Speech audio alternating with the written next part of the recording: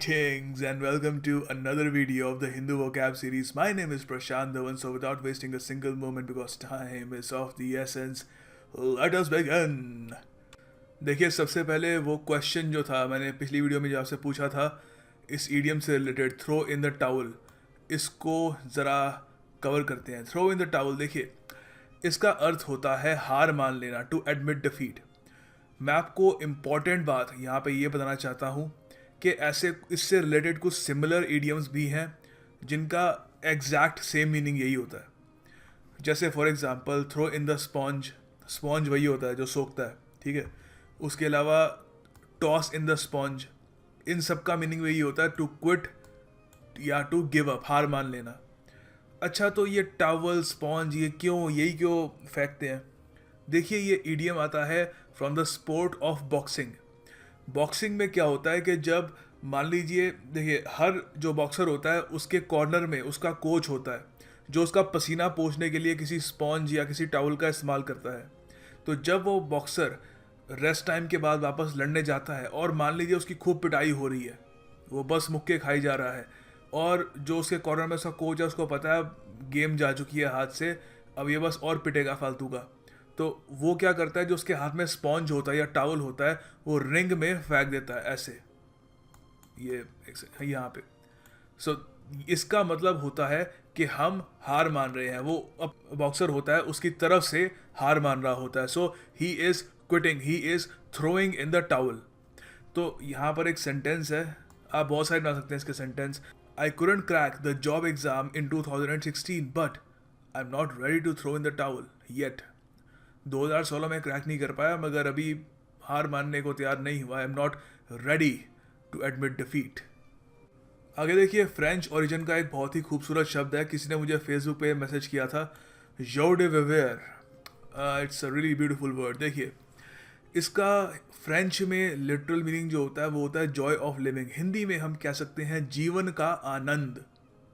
इसका जो सिनोनिम है, बहुत सारे सिनोनिम हो सकते हैं, गेटी आनंद, cheerfulness, cheeriness, light heartedness, happiness, joyfulness, delight, spirits, high spirits वगैरह. तो ये सब इसके सिनोनिम हो सकते हैं. ऑल राइट, यहाँ से आपको थोड़ा बहुत इसकी एसेंस समझ में आ रही है, but you won't be able to actually imbibe this word in your mind until you read the sentences. So let's read the sentences. He was lively, optimistic and filled with joie de vivre before he graduated out of college and filled his first government job application form. क्या depressing sentence बनाता हूँ.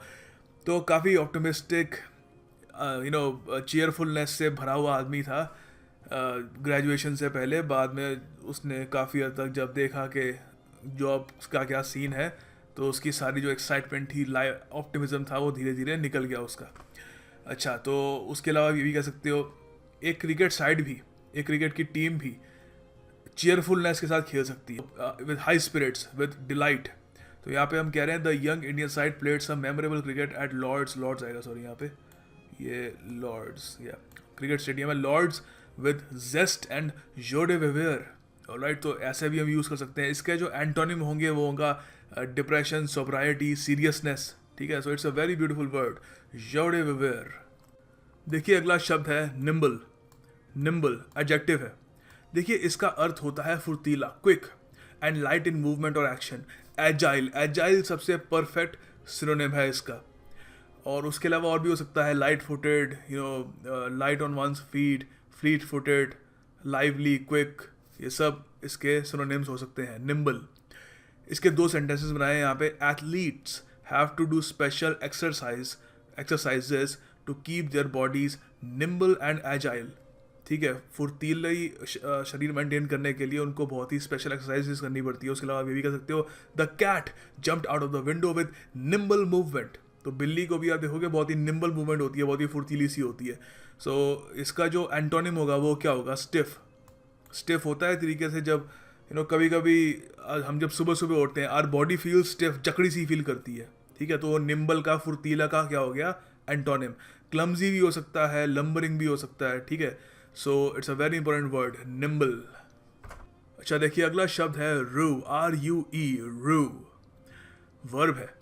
देखिए इसका meaning होता है regret, पछताना, किसी चीज़ के लिए to feel sorry about it, किसी चीज़ के लिए अपोलोजेटिक फील करना, रिपेंट करना, टू फील रिमोर्स। यहाँ पर कुछ बहुत ही बढ़िया सेंटेंसेस हैं, क्रिस्टल क्लियर, आपको समझ में आ जाएगा ये। She seems to be ruing the choice she made 3 years ago। 3 साल पहले जो उसने एक चॉइस ली थी, पछता रही है उसको लेकर। अब ये भी कह सकते हो, he will rue the day he challenge me to a battle. तो किसी ने किसी को चैलेंज किया कि लड़ाई के लिए, कि आओ मुझसे लड़ो, तो वो कह रहा है तुम पछताओगे उस दिन को लेकर जब तुमने मुझे चैलेंज किया। आप ये भी कह सकते हो, I rue the fact that I never mustered the courage to tell her how I felt. और देखिए, इसका जो सबसे परफेक्ट एंटोनिम होगा मेरे हिसाब से वो होगा रिमोर्सलेसनेस। रिमोर्सफुल इसका एक सिनोनिम है, रिमोर्सलेसनेस रिव का एक परफेक्ट एंटोनिम है। देखिए अगला शब्द है प्यूनी, PUNY, प्यूनी। देखिए इसका अर्थ होता है इनसिग्निफिकेंट, छोटा और दुर्बल सा। अंडर डेवलप्ड भी हो सकता है, अंडर न्यूरिश्ड भी हो सकता है। बच्चों को भी आप यूनी कह सकते हैं जो आपको लगता है काफ़ी अंडर डेवलप्ड है, उनको प्रॉपर न्यूट्रिशन नहीं मिल पाया, स्टंटेड। मीगर भी हो सकता है इसका, ठीक है। तो यहाँ पर 2 सेंटेंसेस हैं। His size might have been puny but his strength and desire to win made up for it all. Made up मतलब जो चीज़ कम पड़ रही थी उसको कंपेंसेट कर दिया। तो वो छोटा था, साइज तो काफ़ी छोटा था उसका, मगर उसके अंदर जो एक जीतने का जो डिज़ायर था वो उस सब ने कंपनसेट कर दिया उसके साइज़ को। अच्छा, मैन इन ब्लैक किसी ने देखी है यहाँ पर? वेल, किसी ने देखी हो मूवी, विल स्मिथ और टॉमी ली जोन्स की मूवी है। तो उसमें विल स्मिथ को जो गन पकड़ाई जाती है, आप देख सकते हैं ये इतना बड़ा आदमी है, उसको इतनी छोटी सी एक प्यूनी सी गन पकड़ा दी गई है, ठीक है। काफ़ी प्यूनी गन थी, छोटी सी गन थी। अच्छा, और यहाँ पे एंटोनिम्स हैं इसका देखिए एंटोनिम होगा strong, sturdy, significant, sizeable, substantial. So याद रखिएगा, प्यूनी मीन्स छोटा और दुर्बल। आगे देखिए आपके लिए एक MCQ है, आप अटेम्प्ट करिए, let's see how many people get it right. मैं कल की वीडियो में ये ईडियम वैसे भी डिस्कस कर लूँगा। विलो द विस्प, तो आपके सामने ऑप्शन है, please do attempt this question in the comment box below. Idiom है, इसका आपको अर्थ बताना है, 2016 के CGL मेंस में आया था। Do attempt it man. देखिए अगला शब्द है ट्राउंस। ट्राउंस वर्ब है। देखिए इसका अर्थ होता है बुरी तरह से हराना, to thrash someone, to defeat someone, to annihilate someone. अच्छा, एनाइलेट आपको याद ज़रूर होगा, हमने आई थिंक 1 या 2 हफ्ते पहले ये एक वीडियो में वर्ड कवर किया था, एनाइलेशन। एनाइलेशन का जब स्पोर्ट्स में हम बात कर रहे होते हैं, स्पोर्ट्स के कंटेक्स्ट में, तो मतलब बुरी तरीके से हराना नहीं। तो वैसे ही अगर हम बात करते हैं कि I will annihilate that country, मतलब उस कंट्री को आप बर्बाद कर दोगे, आप सब लोगों को मार दोगे, वहाँ पे सब कुछ तबाह कर दोगे, ठीक है। तो हम स्पोर्ट्स की बात कर रहेंगे तो हम कहेंगे बुरी तरीके से हराना नहीं। तो एनाइलेट का वैसे मतलब होता है डिस्ट्रॉय कर देना। तो यहाँ पे 2 सेंटेंसेस है, the BJP trounce Congress in the 2014 general elections. उसके अलावा आप ये भी कह सकते हो, Australia trounce India in the Sydney test match. You get the gist, basically यही है, ठीक है, किसी को बुरी तरह से हराना। तो इसका जो एंटोनिम होगा वो क्या होगा? सीधी सी बात है, लूज करना, सरेंडर करना, टू थ्रो इन द टाउल, ठीक है, अंडरवेल्म हो जाना, यील्ड करना, फेल हो जाना, ठीक है। तो all these words are the antonyms of trounce. Alright, another MCQ। तो देखिए ये भी SSC CGL 2016 मेंस में आया था। आपको बताना है पाम ऑफ का अर्थ क्या होगा। आपके सामने ऑप्शंस क्लियरली विजिबल हैं, क्रिस्टल क्लियर हैं। So please do attempt this question in the comment section down below.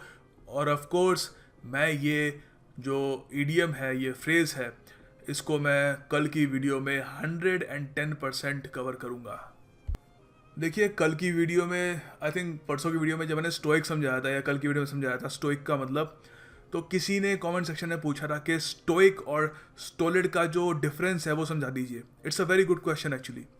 देखिए पहली बात तो स्टोइक जो है वो ग्रीक ओरिजिन का है।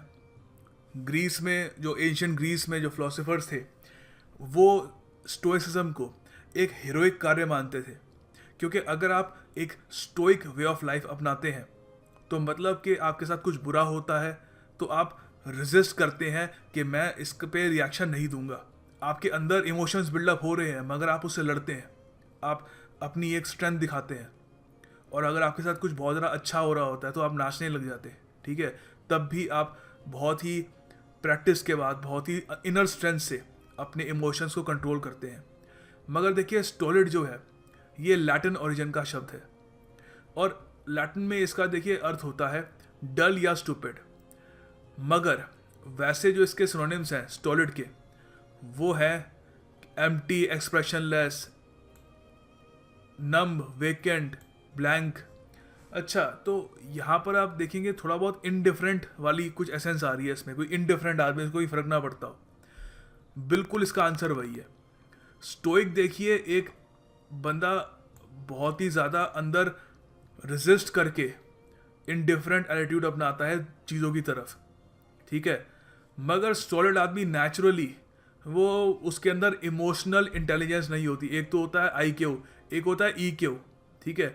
तो उसके अंदर इमोशनल इंटेलिजेंस होती ही नहीं है एक स्टोलिड आदमी के अंदर। ढीठ आदमी होता है, वो घर आता है, वो घर वाले कहते हैं क्या करता रहता है, कुछ करता नहीं है, ये वो वगैरह, बिना जवाब दिए बेड पे आके सो जाता है, ठीक है।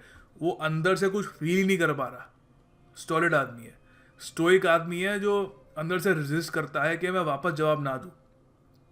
तो यहाँ पे थोड़ा बहुत इससे आपको जो डिफरेंस है दोनों वर्ड्स का समझ में आ जाएगा। तो स्टोइक के कुछ यहाँ पे सिनोनिम्स देख लेते हैं कि फोरबियरिंग, लॉन्ग सफरिंग, पेशेंट, टॉलरेंट, ठीक है। ये सारी की सारी एक अच्छाइयाँ होती है एक आदमी के अंदर। स्टोलिड एक एट्रीब्यूट सा होता है उसका कि ऐसा है वो, ठीक है। उस मतलब वो इमोशनलेस सा है, एम्प्टी सा है, वेकेंट सा है, ब्लैंक सा मुंह होता है, कोई ना उसको खुशी होती है ना उसको गम होता है। अगला शब्द है इर्रासिबल। इर्रासिबल एडजेक्टिव है। देखिए इसका अर्थ होता है चिड़चिड़ा, इरिटेबल, क्विक टेम्पर्ड, किसी को जो बहुत ही ज़्यादा जल्दी गुस्सा आ जाए किसी आदमी को। Hot tempered, thin skinned. देखिए थिक स्किन्ड होता है ढीठ आदमी, जिसको आप कुछ भी कह लो उसको कोई फर्क नहीं पड़ता। थिन स्किन्ड होता है जो जल्दी उसको उसको गुस्सा आ जाता है। तो यहाँ पर दो सेंटेंसेस हैं। द इर्रासिबल जज is known to be very harsh. तो जो एक इरिटेबल सा जज है, चिड़चिड़ा सा जज है, तो काफ़ी माना जाता है बड़ा हार्श आदमी है। सेकेंड सेंटेंस ये भी हो सकता है, many consider the rich billionaire to be a moody irascible man with no respect for others. Alright, ठीक है, सिंपल सेंटेंस है। और इर्रासिबल का जो एंटोनिम होगा, it can be affable, companionable, cordial, friendly, genial, gregarious, ये सब इसके एंटोनिम होंगे। इर्रासिबल याद रखिएगा, चिड़चिड़ा जैसे ये आदमी है। देखिए आगे ये ईडीएम है आपके लिए, to bring someone to book. देखिए इसका अर्थ होता है किसी को क्रिटिसाइज करना बहुत ही कड़े शब्दों में, एडमोनिश करना किसी को, to take someone to task, criticise करना, पुल अप करना, दंडित भी करना हो भी सकता है, ठीक है। हॉल ओवर द कोल्स भी हो सकता है। याद है ये ईडीएम हमने डिस्कस किया था। हॉल मतलब घसीटना, कोल्स पता ही है कोयले। हॉल ओवर द कोल्स जिसका मतलब ये होता है क्रिटिसाइज करना। To bring someone to book भी इससे रिलेटेड ही है। तो यहाँ पे दो सेंटेंसेज हैं। If you are found guilty of corruption you will be brought to the book. अगर आप करप्शन में आप गिल्टी पाए गए तो आपको दंडित किया जाएगा, आपको क्रिटिसाइज किया जाएगा। You will be admonished. आप उसके अलावा ये भी कह सकते हो, the officers were tasked to find the clerk who leaked the files and bring him to book. Alright, it's a very simple sentence, so make sure you remember this. एक बहुत ही इंपॉर्टेंट ये ईडीएम है, काफ़ी बार clerk के जो exam होते हैं उसमें आ रखा है। And finally the task of the day. तो आपको सेंटेंस बनाने हैं इस शब्द पे, या इस शब्द पे बना लीजिए या इस ईडीएम पे बना लीजिए, इट्स योर चॉइस। इर्रासिबल या throw in the towel. So do the best you can, do make sentences, it will help you in the long run, ठीक है। Because I can only be a guide, in the end you are the one who has to walk on the path. So thank you for watching this video. I'll see you tomorrow, and do share the video with your friends on WhatsApp, Facebook or what have you. And yeah, thank you for watching.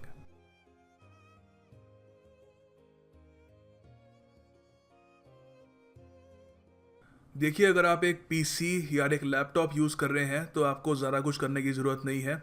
All you have to do is आप अपना Google Chrome खोलिए या जो भी browser आप use करते हैं, वहाँ पर टाइप करिए टेलीग्राम फॉर डेस्कटॉप, और उसके बाद यहाँ पे जो लिंक होगा डेस्कटॉप टेलीग्राम, इस पर क्लिक कर दीजिए।